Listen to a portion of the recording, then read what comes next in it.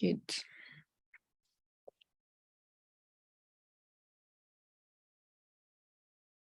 All right, I'm going to start now. Let's go, if that's okay with everyone. Start.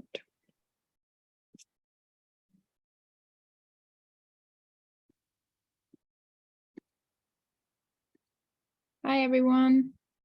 We're going to start in a few minutes, just letting everyone in.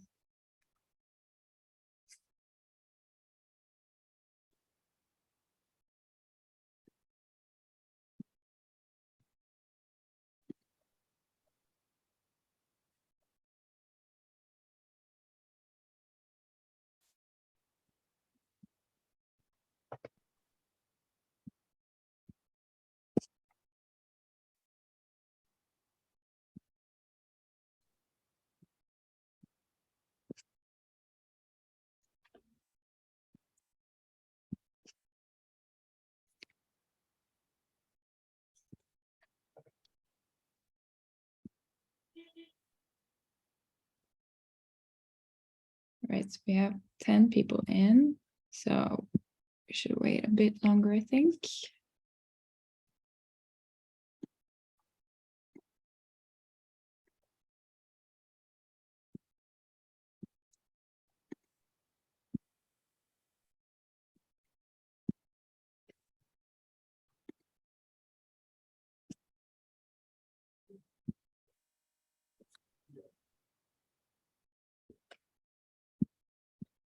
Hopefully you guys aren't going to hear the traffic from the road too much. Otherwise, just let me know and I'll mute myself because I don't know if everything is going to be picked up.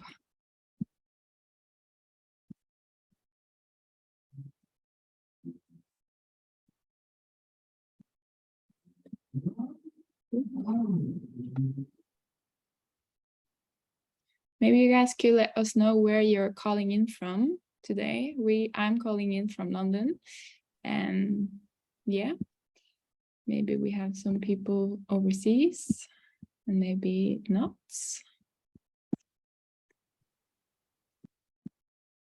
We still have, okay. I think I'll just get started. Hi everyone, my name is Amalia and I'll be the host for today's session, which will be on what is UWC and is it right for me? And today we have 4 volunteers with us, some current students and some alumni and Kinga. So maybe if you guys can all introduce yourself. Well, I'll start with myself. I went to RCN and I graduated in 2015. And I'm now volunteering with the GB committee. And yeah, Kinga, do you want to go next? Sure. Good evening, everyone. Thank you for joining us tonight for the webinar about what is UWC. My name is Kinga. I'm originally from Poland, and I was selected by the Polish National Committee to attend UWC Mahindra in India. I graduated a long time ago because it was in 2004. But I have been involved with United World Colleges pretty much ever since. I've been working with the Polish National Committee for about 10 years. And in 2017, I joined the British National Committee, where I'm the selections coordinator. And if you are applying or considering to apply to UWC through the UWC National Committee of Great Britain, then I would be most likely the person responding to your emails and queries, and I will be guiding you through the process over the next couple of months. So I think it's important to know the face behind the emails. So if you are going to apply, this is me, this is the face behind all of the selections emails. And over to Daniel. Hello, I'm Daniel. I am from the UK and I started studying in UWC Mostar in 2020. So I got to deal with all the fun COVID things there and the same way everyone else did too, in different ways. So that was a very interesting experience for me. I graduated in 2022, so I just this year actually, and I'm applying to universities at the moment. And before I do that, I've been working in the United States for over the summer. So now I am cycling in the US because that's what I really like to do. I'm cycling from New York to Atlanta, and I'm currently in Richmond, not Richmond, Fredericksburg, Virginia. And it's very cool. I enjoy it and I recommend it to anyone who wants to do it. Milena, you want to go next? Sure. Hi, everyone. My name is Milena. I attended Robert Bosch College in Germany from 2018 to 2020. So I was just kind of able to skip the COVID years, though my exams were cancelled. There were the ups and downs to that. I am originally from Denmark and Brazil, but I also applied through the British National Committee. And right now, I am starting my second year of university here in the Netherlands, in Groningen, which is where I'm calling from, where I study a bachelor in history and a bachelor in European languages and cultures, which is really just Russian and political science, which is very relevant these days. So.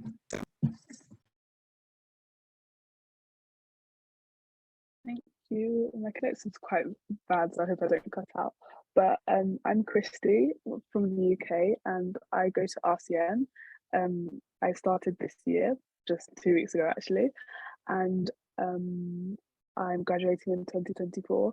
And I applied just coming out of the COVID era, so I didn't get the worst of it, but it slightly affected the application process. And yeah. Great. So yeah, that's us, the panelists for today. And we will start the session with just some pre-prepared questions, and then we will go on to some questions that you guys can ask in the question box. And also to let you know that the session is recorded. Yeah, so I guess I'll start with the first question, which is basically, what is UWC? Milena, do you want to give it a go? Sure. So UWC is essentially a global movement that primarily targets young people ages around 16 to 19 to either attend a UWC college or attend a short course. And the motivation is to kind of, the last bit of the mission statement, which I can remember, is to work for a peaceful and sustainable future. So it's truly trying to look at global conflicts. So if you go to one of the colleges, you'll notice that oftentimes roommates or housemates come from differing regions in conflict. You're also looking at sustainability. Robert Bosch College, for example, has a huge focus on sustainability. So our special focus days would often have a focus on sustainability. How could we make the campus more green? How could we look at our own actions in that way?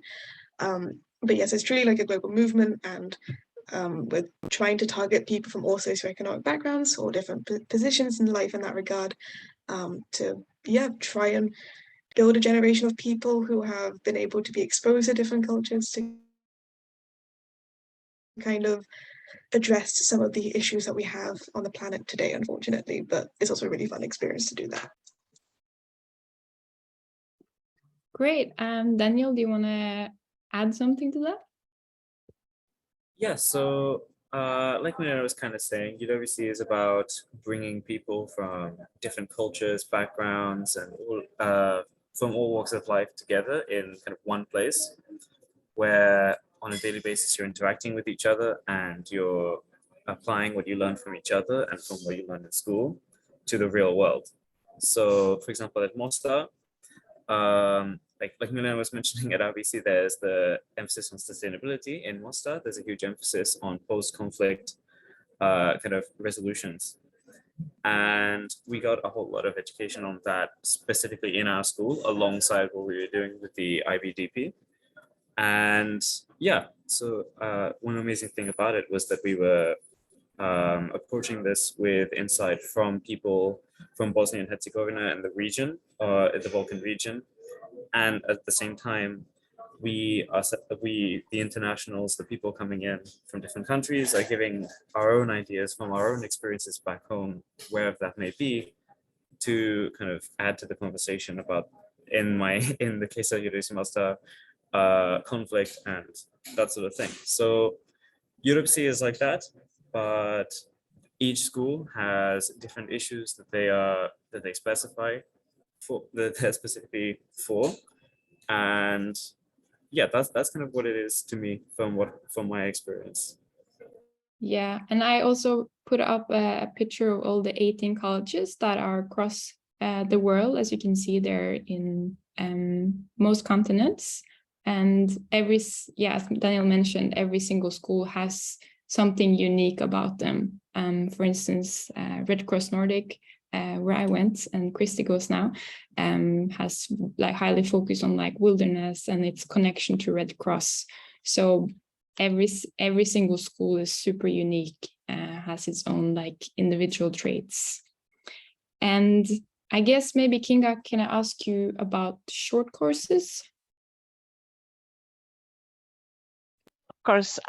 So aside from offering education for our teenagers aged 16 to 19, and in some cases even younger students as well, United World Colleges offer what we call short courses. And short course is in most cases a summer course, and it will take place. Most of them will take place in the summer months in the Northern Hemisphere, and they are kind of courses that last between 1 and 3 weeks, located either at various UWC campuses or at independent venues. And these are a fantastic way to explore the model of education that United World Colleges offer, because these courses will usually be focused on one of the key issues that we are facing today in the world, or one or the other aspect of the mission statement of UWC, but you wouldn't have the academic burden and the obligation of doing the IB and the kind of like the heavy academic side of things. Short courses also attract students from various backgrounds and various countries. Most short courses will have participants from at least 10 different countries, so they work on similar premises as the college. And what we see is very often students who consider applying to UWC for the 2-year program, they actually do attend a short course in the summer just to see if this is something that is for them and it's something that they're interested in. So we see actually a lot of young people who first attend the short course, then submit an application, although in no way it's an obligation. That's not what it is. But many people actually do come across a short course and then decide that perhaps this is something that they would like to do or they're interested in, and therefore they apply for the 2-year course afterwards. So that's in a nutshell short courses. There are always a few taking place here in the UK. There's always 1 or 2 at UWC Atlantic, and there are also some that are independent. So there's plenty of opportunities to explore UWC in this kind of shorter format as well. Yeah, it's sort of like a miniature UWC if you don't want the full ride, I guess. And I guess, Kinga, I can also ask you, how does UWC education differ from a traditional sixth form education? Mm-hmm. So I would say there are quite a few differences between a sixth form education in the UK and a UWC education. For starters, you follow a different curriculum. Most students who do A-levels, they have to choose 3 or 4 subjects. If you're doing an international baccalaureate, you have to do 6 subjects. And unless you've got an exception and you've got personalized bespoke IB approved, like I know Christy does, you will have to take 6 subjects from 6 different groups in 6 different areas, which means that you have a little bit more flexibility in terms of going to university and in terms of kind of choosing what you want to do afterwards. If you don't specialize that early on, but you do as mandatory, you do maths and you do science and you do social science, you study literature and you study foreign language, it really does give you a little bit more flexibility in terms of what you want to do after high school, which I know with A-levels is not necessarily the case. Very often you specialize, at 16, and classes you take on your A-levels will determine to some extent, at least, what you can do in terms of your higher education. So that is a really big difference. Another big difference is, of course, the workload. Taking 6 classes is obviously a lot more challenging and a lot more time consuming than taking 3 or 4. So that is something that you also need to kind of be prepared for, that there's a lot more work. And International Baccalaureate is not just about academics. It is, of course, the most important bit. It is the bit that takes probably most of the students' time, but it is not just about academics. International Baccalaureate has a couple of additional components to it. You have to write an extended essay, which is similar to EPQ. You also need to do after school activities. They are mandatory. Then they fall under 3 different categories. And you need to do activities in 3 different areas, which are creativity, action, and service. It's kind of like Duke of Edinburgh, but you need to do a lot more hours of that than Duke of Edinburgh. And it is a mandatory part of your IB. But what I really like, and I think what makes IB at United World Colleges unique, is the fact that United World Colleges focus on experiential learning. And there's a really, really big focus on learning through experiences and learning through action and learning by doing. So students at United World Colleges are given real responsibility for their own actions, their own projects. They asked to lead different activities and learn from it and reflect on that. Very often in the classroom, you will see that it's not the teacher who's the teacher. Very often students take over, particularly when we're talking about things like economics or global politics or history. All of a sudden, you will see that students who come from countries that are being discussed in the class will actually stand up and say, well, actually, from our perspective, this is what it's like, or the way they teach us at home about this particular situation is this, please discuss. Personally, I found those classes to be far more valuable than anything I could have learned from a textbook. Observing people coming from 2 sides of the conflict, learn about the same conflict, but through very different lenses and very different perspective. Observing, people learn their own history, but from a very, very different perspective, is something that is probably the most valuable and most unique about United World Colleges. There aren't that many schools in the world that would have students from 80 countries represented on campus, and represented not in a sense of a token student of 1 student from each country and then 50% being from a home country. At UWC, whilst each college will have a slightly higher representation of home country students, all parts of the world are represented in more or less kind of equal weight.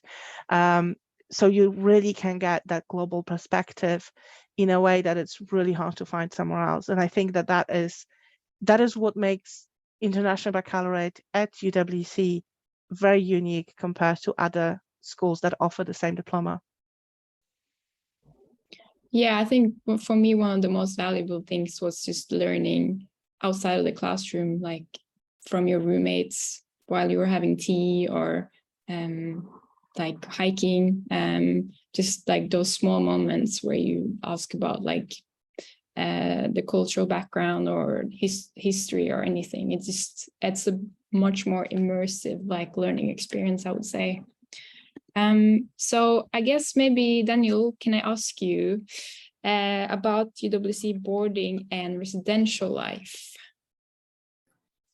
It's great, really. So I'll talk a little bit about how it is in Mostar, just because that's obviously what I'm most familiar with. So in Mostar, the residences have been changing around quite a bit recently. The school is still kind of figuring out what the best options are in terms of where students can be staying. But I'll go through how it was for me for the past 2 years. So in the first year, I was staying, there were three residence halls. There was Sushat, which was around a 30-minute walk from the school. It was also the biggest. I think it had around 80 students in it. Then there's Medan, which is right next to the bridge in Mostar, and Musala, which no longer exists. So I won't elaborate on it too much because it was replaced with Shantage, which is the newest one. You might, if you Google UWC Mostar, you'll probably see a lot about that because it was built quite recently and it's a very, very modern style of residence. But really, what I realized from I lived in Shantage, Musala, and Sushat, and they're all very different in terms of facilities and what's available and number of students. But what I realized was that it didn't really matter where you were staying. It was more about the experience of who you were with. And that was always brilliant. Even if you were in a different residence to some of your friends, then you were having an amazing experience with the people you were with in the residence. It can be challenging. There are a lot of challenges to it, of course. For example, you are obviously thrown into a whole lot more independence than you would likely have ever had before. And for me, that was really great because that's exactly what I was looking for. But for some people, I knew that it was a really big challenge, especially usually in the first time of the year when people are figuring out, just how to survive without, for example, their parents' help. And that's one of the things I actually really valued the most about the UWC experience was finding my own independence that way. You also find lots of ways to have an interesting time in your residence. For example, at the end of the year, me and a couple of my friends decided to prank another student. By the whole year, we had a really good relationship with our, this story is relevant, I promise. We had a really, really good relationship with our house parent. If you go to Mostar, her name is Sanya, she's fantastic. And so the whole year we were just joking about what would happen if we brought a chicken into the residence on the last day of school. And, it became this joke throughout the whole year. And so, of course, the last day of school comes around and we actually have a little, me, a few of my other friends, and Sanya, we're going to meet for dinner. And so we go there and me and my friend would start making chicken jokes because what we had done is we had bought a chicken for around £10 and put it in my friend's room. The chicken was well looked after. Firstly, just to lower the ethical concerns of this. But things like this stuff that can happen all the time because you have such a good relationship with not only the students in your residence, but the people who run the residence. And yeah, that was just kind of what the residence life was like for me, having these funny connections with all of my friends. And yeah, I could keep talking about stories like this for hours, so I think I'll just pass it on to whoever else would like to share kind of what their experience is. But basically, it's fantastic. It can be very difficult because of the whole new independence, but ultimately it's super fun. Yeah, I think everyone has all these different stories. Christy, you just moved into RCN. How are you finding it so far? So I think I can only echo what Daniel said. Like the residential life is really because in RCN accommodations is like divided into houses, and so even if you're in a different house, it's still like a community because when you're like with people all in UWC, when you're with people who are like all apply to UWC, share like common values, common goals, then you're all similar. So you can just go to anyone, talk to them about any like deep conversation in their day room, in their house, and it's just like a really welcoming atmosphere. And also with our like advisors, people who are like our house mentors who are in charge of our houses, they're all so down to earth and friendly. Like the vibe isn't like a teacher student vibe, it's more like they're more like friends, someone you can trust. And like there's a lot within your house, there's a lot of bonding. It's literally like house events, like competitions, you have houses, and you have like house cleaning as well, even though no one wants to do house cleaning, but it's still like this bonding experience. And so far I love it. Kinga, do you have something to add to that?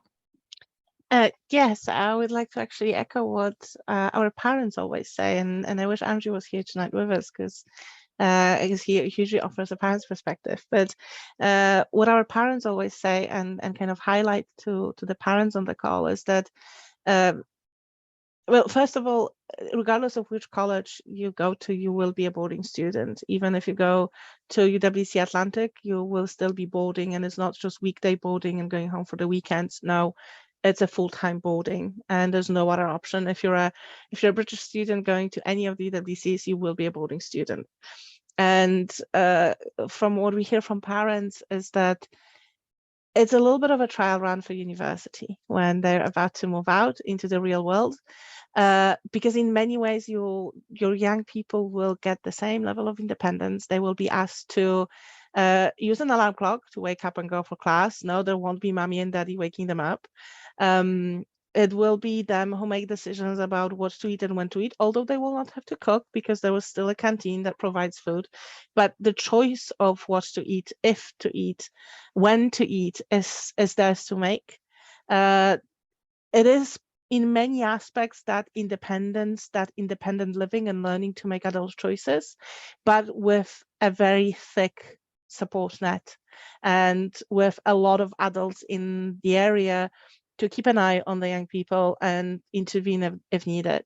So unlike at university where there's no supervision and our young people are thrown in to that adult world and they somehow have to learn to swim, at UWC, yes, they have the same responsibilities and to an extent, very similar level of responsibility and independence, but they still have a lot of people around them to step in if needed, offer guidance, offer support, feedback to the parents, how they're doing, let the parents know if parents also need to intervene in one way or another. So it is a little bit like a mock university in terms of life coaching and in terms of life learning, which a lot of parents find quite appealing, quite frankly. Daniel? Yeah, I just kind of wanted to add on from this as well, that like a lot of people can often worry about what it's like to share a room with another person if they've never had any experience with that, or if they are just worried about what it's like to share a room with someone that they've never met before. I just wanted to kind of remove those worries and say that there's the time you'll have with your roommates is often the closest connection you'll have with people, even if they're not people that you hang out with a lot. Throughout my second year, I had my roommate was wonderful, and I only had one roommate, but I remember we never really talked a lot outside of school. He was a first year, I was a second year, so I had my work, he had his, and all of that sort of thing. But whenever we were spending time in the room, there was this huge level of respect that we both had for one another, and this really nice connection that came out of that. And even if you don't have that with some people, this kind of thing can come up where you maybe don't have the best connection with a roommate or something. The one thing I really like about UWC is that you're always encouraged to really work things out with each other, and more often than not, that is actually a possibility. And I know people who have really struggled with their roommates in the beginning of the year and then had incredible relationships with them by the end of it. And so I think that's a really important aspect of the residential life.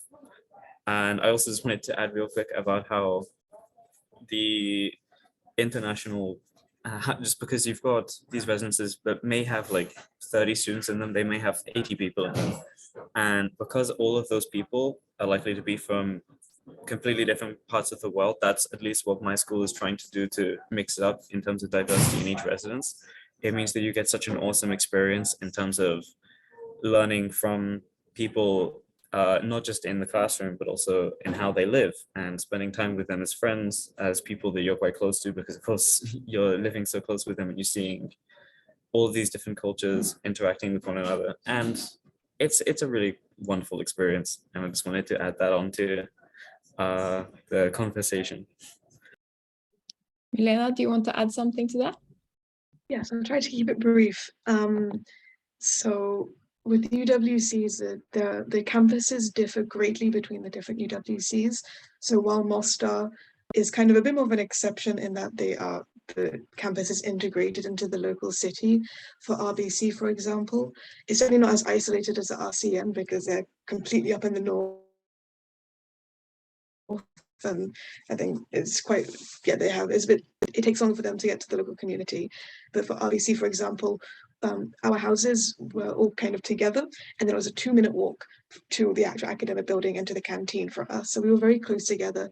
And for us, we had around 8, or we have 8 houses, as we call them, and around 24 to 26 students per house.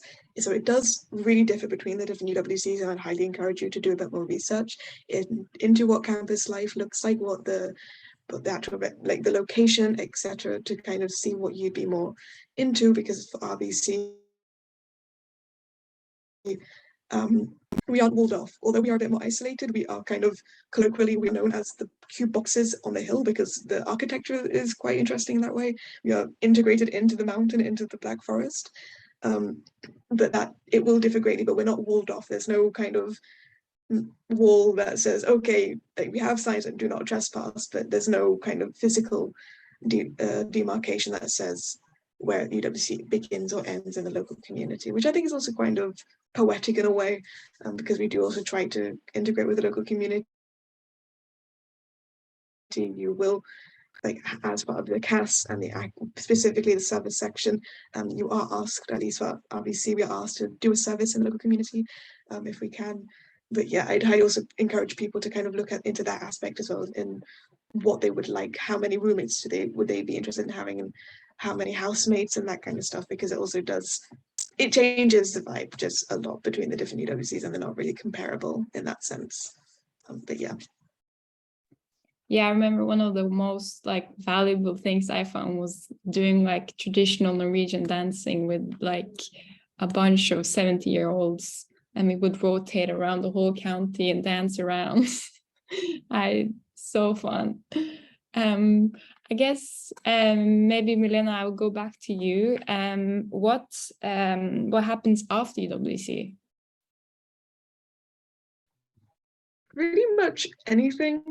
So the vast majority of students will end up going to a university.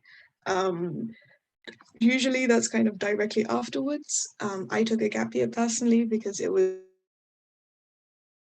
COVID, and I needed a break from academics, to be perfectly frank, and I just wanted to spend time with family, kind of get to know like my Danish cultural side and heritage a bit more, etc. in that regard.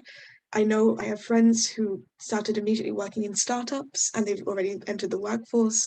People often take gap years, and a cool opportunity open to UWC students is something called Global Citizen Year, where kind of around 8 months you can go, you live with a local host family in 4 countries, so Brazil, India, Senegal, and I don't remember the other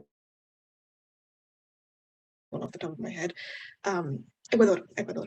And then you kind of volunteer in the local community, and that's specifically open to US citizens and UWC graduates, even if you're not a US citizen. I was supposed to do that for my gap year, but unfortunately COVID happened, so that was cancelled. And then people, yeah, they kind of just do everything. You have those who kind of volunteer for a year or so, but trying to kind of gather their bearings, people who go to university straight away, people who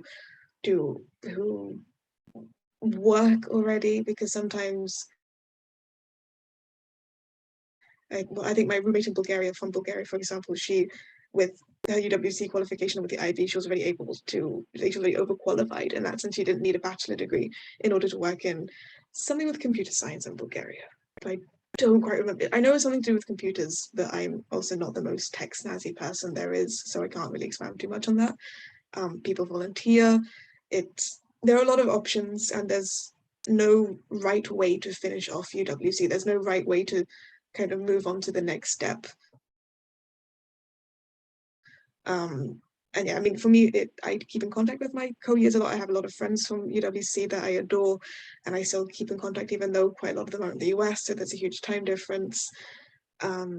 But yeah, it doesn't quite end per se. Like, yes, you leave the college or the short course, but you do make some incredibly lovely and wonderful and long-lasting friendships and connections. And then you're exposed to an entire network of people who are always willing to help you afterwards. For example, there's a UWC travel page on Facebook, where if you need a place to go, if you're crashing, if you're like kind of in between planes, for example, whatever it may be, and you need a place to crash, people are more than happy to help, and you have that automatic connection with them because you went to a UWC, or you have the UWC values, or you did something in relation to UWC. Yeah, there are a lot of things that you can do. It goes on and on and on, but I will try to end it here because I will ramble. So, yes.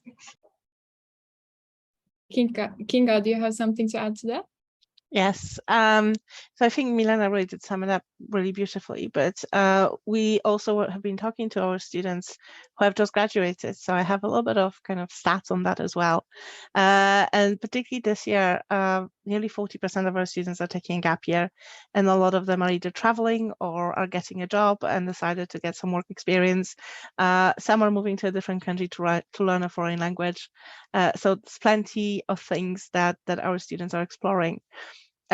In terms of those students who are enrolling in universities right away, a very popular direction is the United States. There is a scholarship program specifically for UWC graduates, which in many cases covers all of the full tuition cost, and in some cases will cover tuition and room and board. So again, depending on your financial circumstances, you can get a really good financial aid offer in American universities. There's some universities in Canada, some in mainland Europe, and even a few here in the UK that have special UWC scholarships available only to UWC graduates and no one else. So a lot of our students are exploring those options as well. UK has become far less popular among UWC graduates, particularly since Europeans are no longer eligible for home fees. It still remains a very popular option for our British students.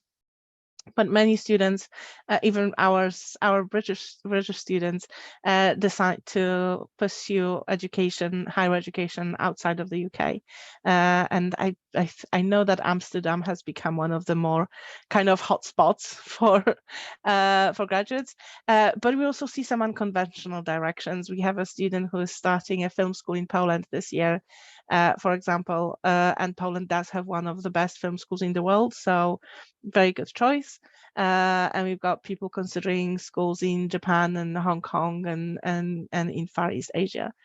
The one thing that makes, I think, UWC a little bit unique as a movement is that globally, more than a third of all graduates at some point in their life will end up working in a third sector. And if I look at the names of people who are in charge of organizations like Red Cross, Habitat for Humanity, and other leading global NGOs or United Nations, a lot of them do have a UWC connection, which I think it is really unique.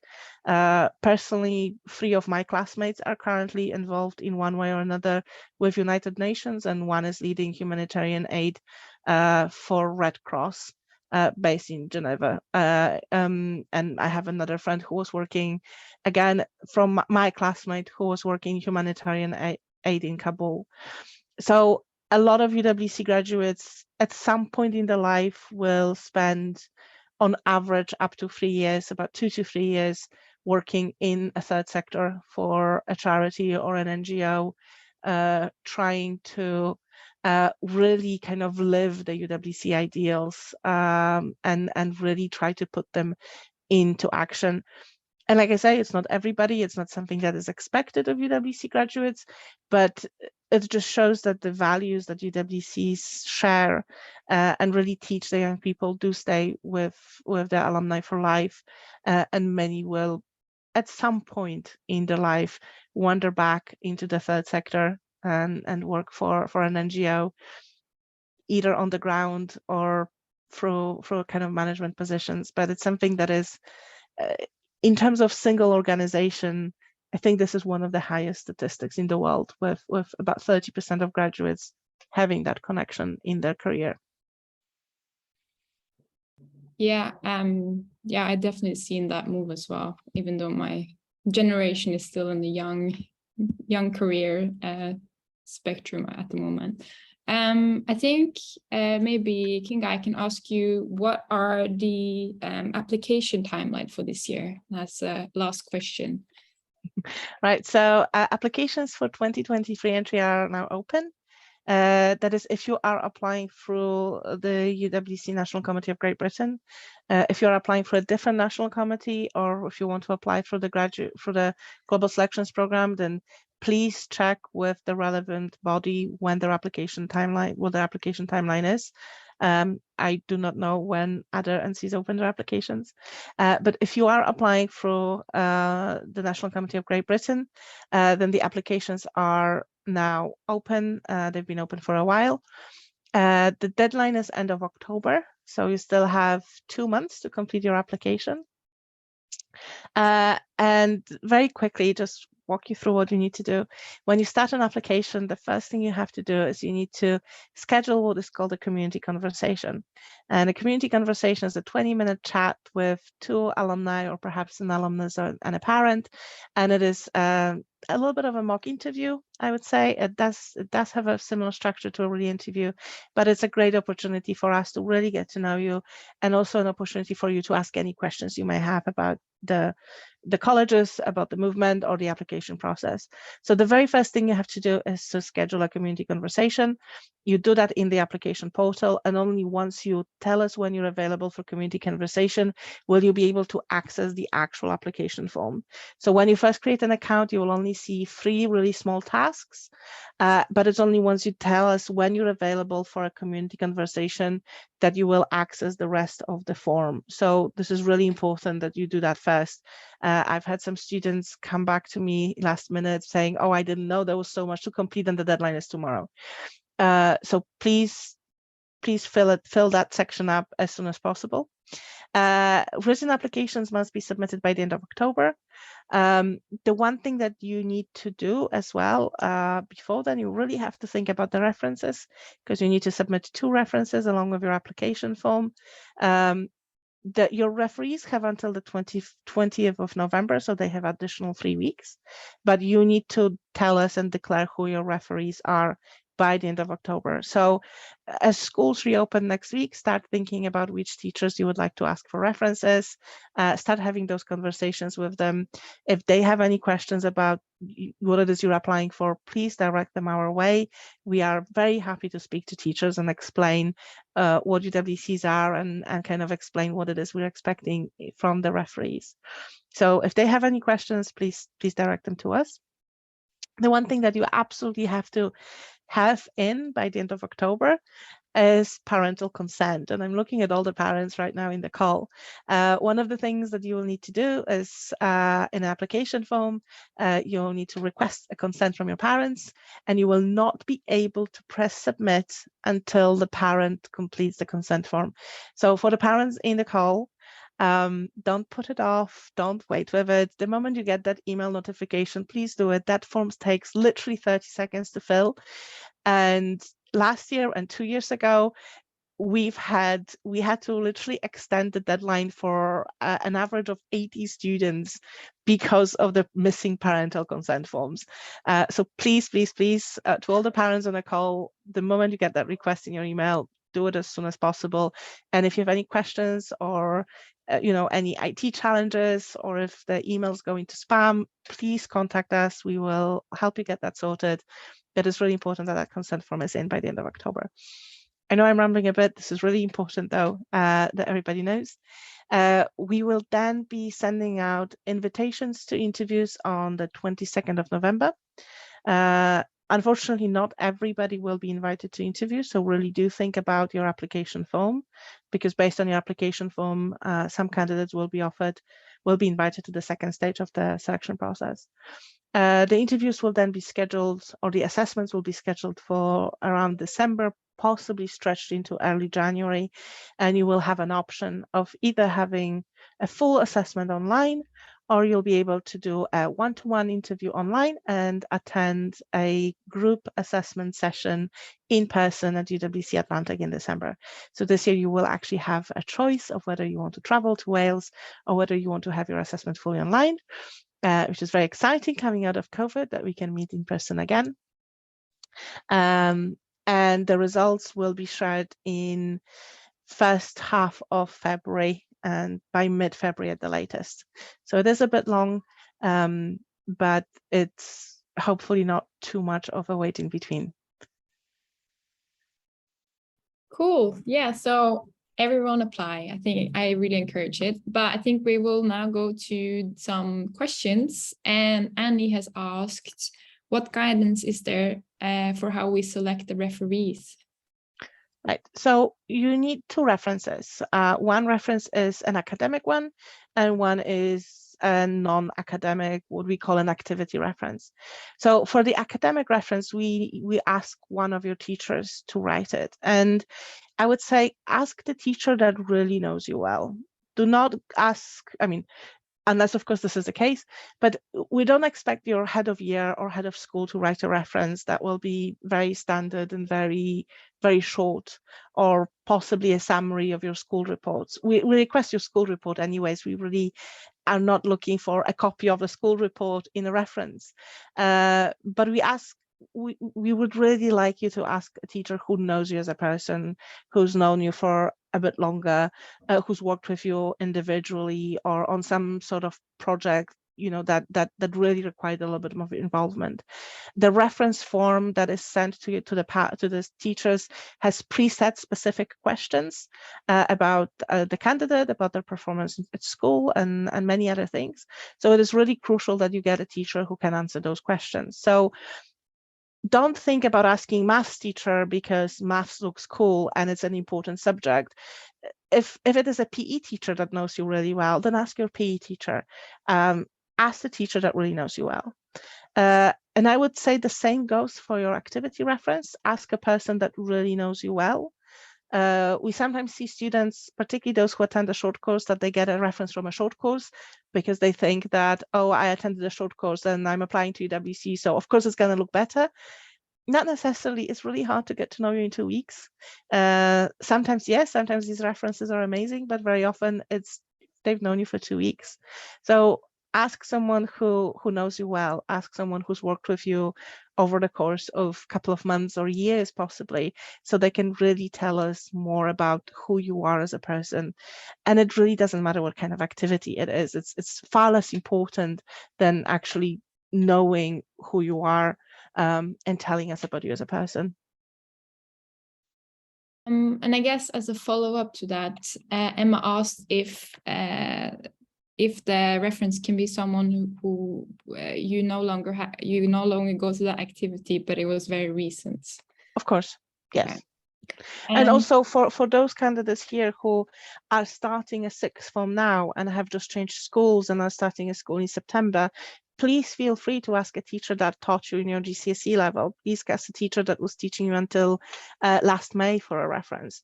It doesn't have to be a teacher from your current school. It can be a teacher who taught you in a previous academic year as well, but someone who worked with you recently and someone who knows you really well. I hope that helps. And Milena, I guess I could ask you, does it matter when you submit your application form? It's best not to leave it 2 hours before the deadline. You do want to be able to sleep on it, because I know that the application has kind of changed slightly since when I applied around 4 or 5 years ago. So I'm not entirely sure what it kind of consists of now, but don't do what I did. Don't leave it 1 hour before the deadline to submit, because it's nice to be able to really just think about, okay, do I actually want to include this information, or do I want to mention something else instead? It's also just nice to be able to just take a break and then look at it with fresh eyes. But yeah, try to do it as soon as possible. Also, kind of before you get into the full swing of academics again, now that school starts up in September. And yeah, just don't leave it too late. That's the best advice I can give. I think I would add to that. First of all, try and attend your community conversation before you submit your application. Very often, it gives you this opportunity to ask any questions you may have. Sometimes it can give you an idea of what to include in your application. So really do attend your community conversation before hitting submit. That is my recommendation. The process is not kind of done on a rolling basis. So every single application will be read, marked, and assessed at the same time. So it's from the perspective of, am I going to hear sooner? It doesn't matter whether you submit it today or on the day of the deadline. It really doesn't. But I will caution you against submitting 2 hours before, because as Daniel will know, our servers will crash 2 hours before, because every single year, every single candidate submits within the last 15 minutes and things crash. and I am literally up until midnight. I'm usually up until 1 a.m. on the deadline because things crash and people are trying to submit, and we have hundreds of people trying to submit at the same time, and the servers just don't cope. So I actually need to be there, troubleshoot, and I answer phones at 1 in the morning from panicked candidates. So please try not to do that. I know the deadline is end of October, but it's deliberately set to Sunday. So please try and submit it on Saturday. Like, try and submit it, 24 hours before. So you don't have that stress of, oh my God, something has gone wrong, something's not working, the server's crashing. Just give yourself that little bit of a breathing time. But you don't have to submit it today. It doesn't matter whether you submit it today or in a month, but be mindful of the deadline and the fact that we are still fighting the IT, and that if there's too many people trying to do the same thing at the same time on the same side, things can go south. So try and spread it out a little bit. Yeah, you don't want to panic, so submit as early as possible. Andrew is asking, what does the assessment in December include? Right. So I'm going to be a bit cheeky, and I'm going to ask Daniel to start off because he has done the assessment relatively recently, and then I'm going to chip in a little bit from me as well. So I cannot speak for what the assessment is like online, because I was lucky enough to be able to go to Atlantic College and do it live, but that's the one I'm most excited about anyway. So I'll tell you about that. So basically we arrive early in the morning at Atlantic College, and then we go get arranged into groups and everything.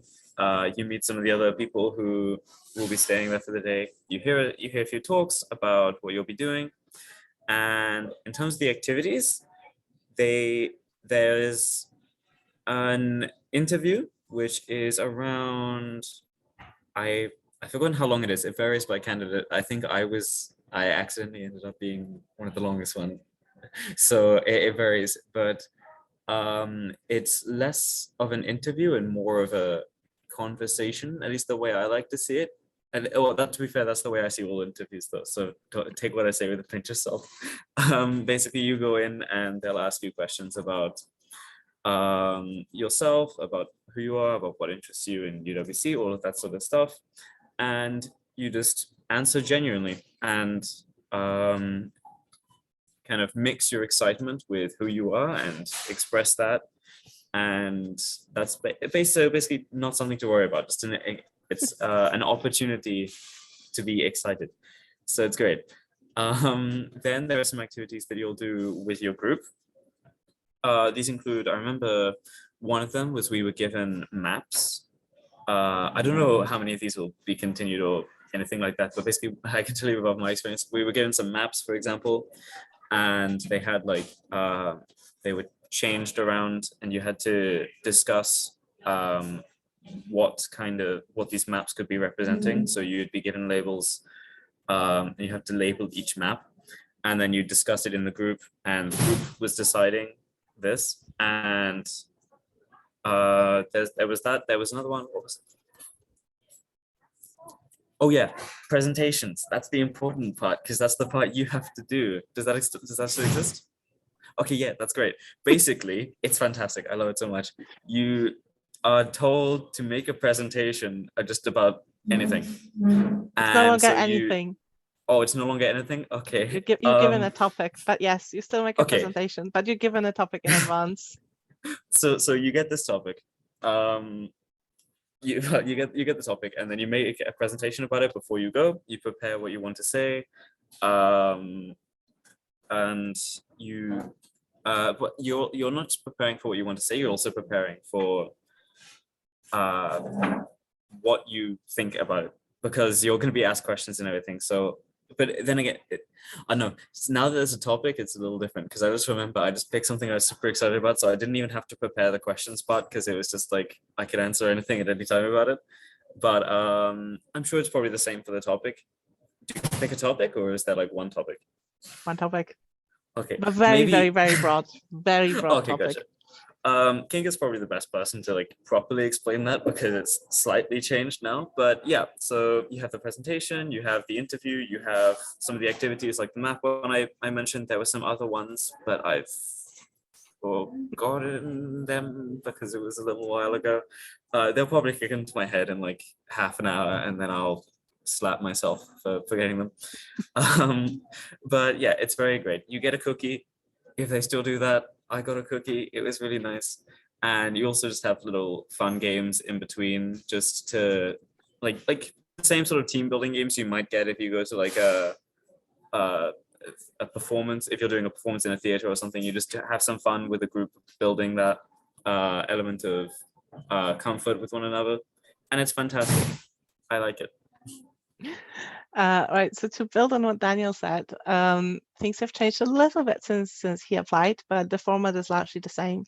So the assessment in December will have two parts. One is what we like to call an panel assessment or an individual assessment, and the other one is group. So the individual assessment is, think about it like an interview where it's you and two of our assessors, and it is very much a conversation. It is a conversation about you, your views, opinions, and you will be asked to answer some questions, but you may also be asked to ask questions if you have any. And it's not something that you should be particularly stressed or worried about. And I do believe that the community conversations that are mandatory are a really good preparation for that kind of more meaningful and assessed part later on. The one-to-one interviews will be done online for everybody, and that's not optional. Everybody will have it via Zoom in a similar format to these webinars. The second part of the assessment process is the group assessment, which is where you will be put in a group with 4 or 5 other candidates and 2 assessors, and you will have a series of activities that you will be doing together.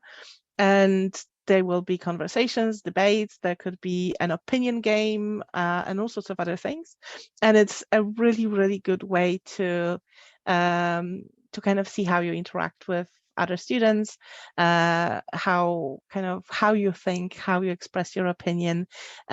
We find that to be a little bit more kind of unexpected or difficult to anticipate or predict when we have a few teenagers in a group and they all think very differently and they all come up with very different answers, and how you react to those that we couldn't have anticipated as assessors.